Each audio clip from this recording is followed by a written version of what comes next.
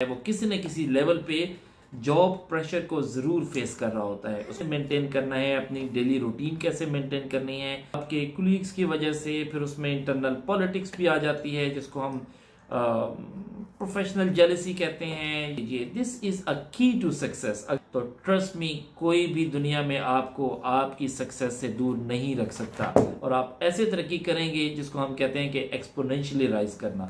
जुबान में आपको पता है थोड़ा सा वो महारत रखते हैं, कर सकते हैं तो वेल एंड गुड, उससे अच्छी तो बात ही कोई नहीं है। और ट्रस्ट मी, जो ऐसे लोग होते हैं वो इसी मोमेंट का वेट कर रहे होते हैं। बाज मैनेजर्स ऐसे होते हैं जिनको काम से कोई गर्ज नहीं होता लिटरली। मैं खुद एक्सपोज हो जाऊंगा। आप ठंड मॉल रखें, never try to bypass your boss.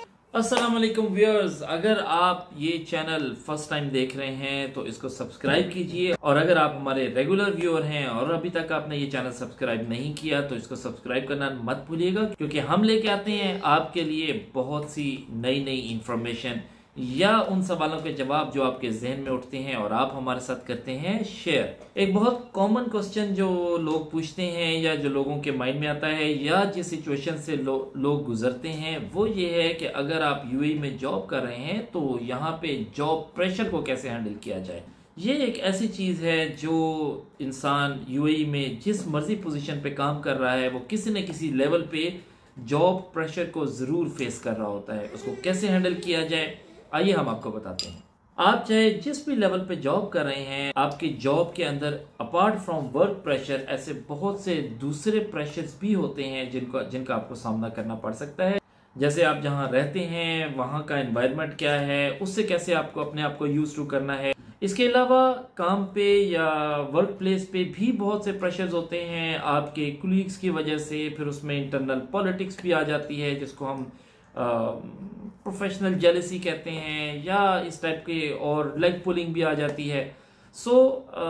हमेशा से कोशिश किया करें कि आप जहां भी जॉब कर रहे हैं always stay be very calm.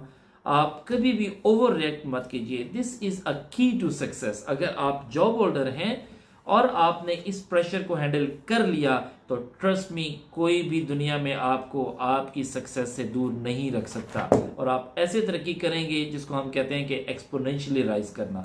तो आपने अपनी जॉब पे इंटरनल पॉलिटिक्स को या प्रोफेशनल जेलसी को या लेग पुलिंग को कैसे हैंडल करना है। आपको अपनी जॉब पे हर जगह कुछ ऐसे लोग मिलेंगे जो कि बड़ी टीसी करते हैं अपने मैनेजर की या अपने बॉसेस की।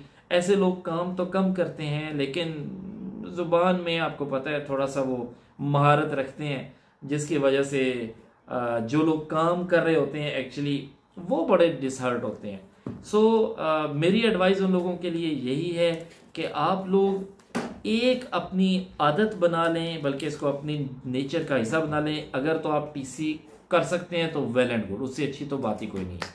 लेकिन अगर आप टीसी नहीं कर सकते तो आपको जो शख्स ऐसा कर रहा है वो कभी हजम नहीं होगा और वो आपको बहुत बुरा लगेगा, इरिटेटिंग लगेगा। उसकी वजह से आपकी अपनी एनर्जी कम हो जाती है बाज़ औक़ात, आपकी अपनी एफिशिएंसी कम हो जाती है बाज़ औक़ात।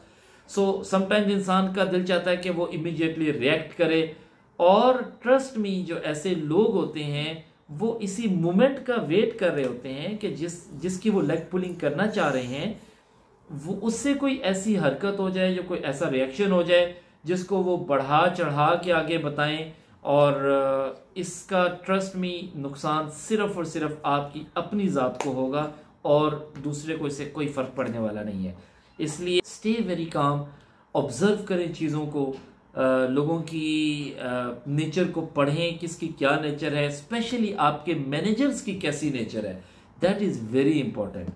याद रखें कि बाज़ मैनेजर्स ऐसे होते हैं, बाज़ बॉसेस ऐसे होते हैं जिनको काम चाहिए होता है। उनको आप काम करके दिखाएं तो वो खुश होते हैं। बाज़ मैनेजर्स ऐसे होते हैं जिनको काम से कोई गर्ज नहीं होता लिटरली, उनको पेपर वर्क चाहिए होता है। आपके पेपर्स में आपकी परफॉर्मेंस या कारकर्दगी नजर आनी चाहिए। अगर आपने अपना पेपर वर्क पूरा कर दिया है तो प्रैक्टिकली आपने काम किया है या नहीं, या जिसको हम पंजाबी में कहते हैं कि कख बन के दौरा भी नहीं किया आपने, तो कोई फर्क नहीं पड़ता उनको इससे, एज लॉन्ग एज आपका पेपर वर्क कंप्लीट है। थर्डली, वो बॉसेस होते हैं जिनको ना तो पेपर वर्क से कुछ गर्ज होती है, ना तो आपके फिजिकल हार्ड वर्क से कोई गर्ज होता है। उनको बस ठंड मौल चाहिए होता है, सुकून चाहिए होता है, क्योंकि उनको खुद कुछ नहीं आता होता, इसलिए वो चाहते हैं कि कोई भी कुछ ना करे। क्योंकि अगर कोई थोड़ा सा ज़्यादा एफिशिएंट बनने की कोशिश करेगा तो उनको लगता है कि मैं खुद एक्सपोज हो जाऊंगा। तो ऐसे एनवायरनमेंट में, वर्क एनवायरनमेंट में बस आप ठंड मौल रखें। कोई ज़रूरत नहीं है काम शाम करने की, मीन्स कि आपको ओवर एफिशिएंट होने का। ऑफकोर्स काम करने की ज़रूरत है, ऐसा नहीं है कि काम भी करना छोड़ दें आप मेरे कहने पे, लेकिन आपको ओवर एफिशिएंसी से बचना चाहिए। That is very important. और एक बहुत इंपॉर्टेंट चीज है, last but not the least, never try to bypass your boss.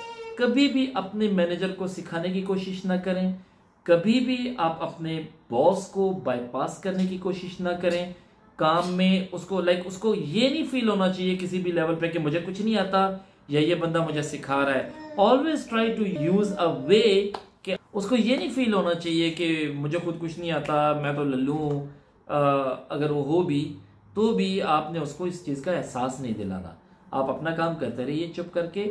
अगर कहीं पे उसको कुछ बताना भी मकसूद हो तो भी उसको इन अ वे आप सजेशन के हमेशा तौर पे अपना मशवरा दें, या जो भी आप करवाना चाह रहे हैं, जो भी करना चाह रहे हैं, वो आप इन अ वे इस तरह से कन्वे करें कि उसको ये नहीं फील हो कि he is trying to teach me, या ये मेरा बॉस बनने की कोशिश कर रहा है। उसका सबसे बड़ा नुकसान क्या है, आपका जो मैनेजर है, जो आपका इमीडिएट बॉस है, वो आपके अगेंस्ट हो जाएगा। उसको खुद इनसिक्योरिटी फील होगी। जब आपके मैनेजर को इनसिक्योरिटी फील होगी तो ट्रस्ट मी, वो या तो आपका पता काट देगा, आपको फारग करवा देगा। अगर वो इसमें से कुछ भी नहीं करता तो कम से कम वो आपकी प्रमोशंस तो ज़रूर ही रोक देगा। आप जहाँ पे बैठे हैं वहीं पे बैठे रह जाएंगे। काम भी आप अच्छा कर रहे थे, परफॉर्म भी आप अच्छा कर रहे थे, मशवरा भी आप दे रहे थे, ऑर्गेनाइजेशन का फ़ायदा भी चाह रहे थे, और अल्टीमेटली नुकसान भी आप अपना खुद कर लेंगे। सो ये बहुत ज़रूरी चीज़ है कि आप जिस भी एनवायरनमेंट में काम करते हो, उस एनवायरनमेंट को, वर्क एनवायरनमेंट को, उस ऑर्गेनाइजेशन के स्ट्रक्चर को और उस ऑर्गेनाइजेशन की नेचर को आप एक दफ़ा खुद से जज करें और समझें अच्छी तरह से। उसके बाद एक्टिव होना शुरू करें।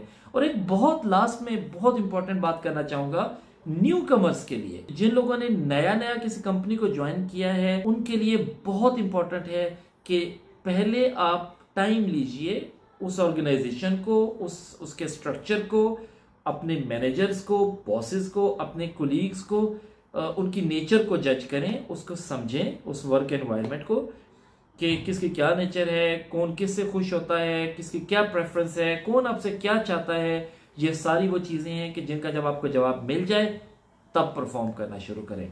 ट्रस्ट मी, अगर आप इन चीज़ों पे अमल करेंगे तो इंशाल्लाह आपको तरक्की से कोई नहीं रोक सकता और आप बहुत तरक्की करेंगे।